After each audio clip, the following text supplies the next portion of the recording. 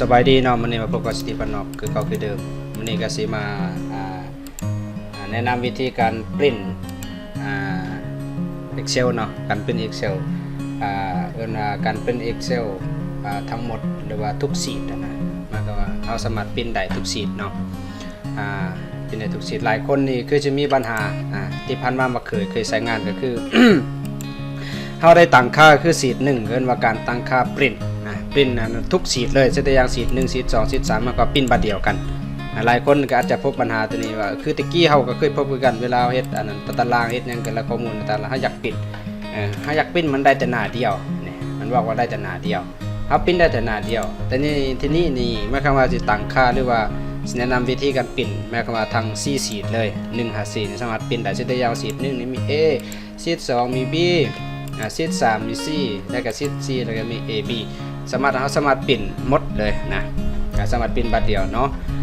มาเบิ่งนำกันนะทำอิฐนี่เฮาวิธีปริ้นนี่คือชีท1นี่ตัวอย่างเฮาปริ้นชีท1เนาะบางคนก็สิกด Ctrl P เนาะ Ctrl P มันจะออกมาเป็นปริ้นบางคนก็กดไฟล์กดปริ้นเนาะขึ้นมาประมาณนี้นะ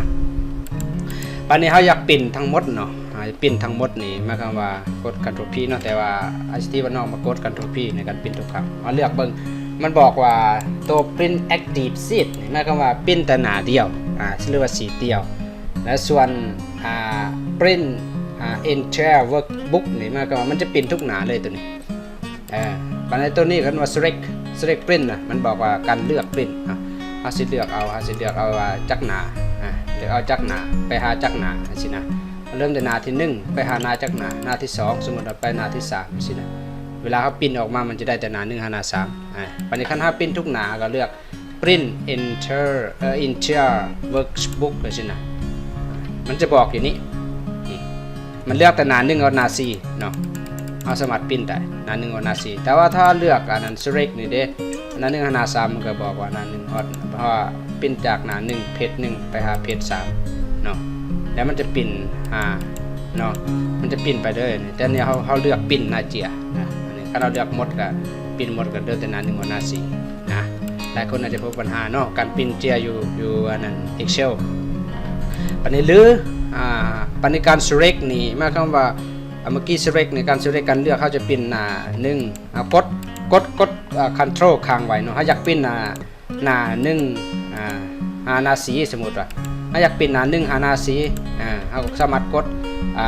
ชีท1นี้แล้วก็กด Ctrl แล้วก็ไปกดชีท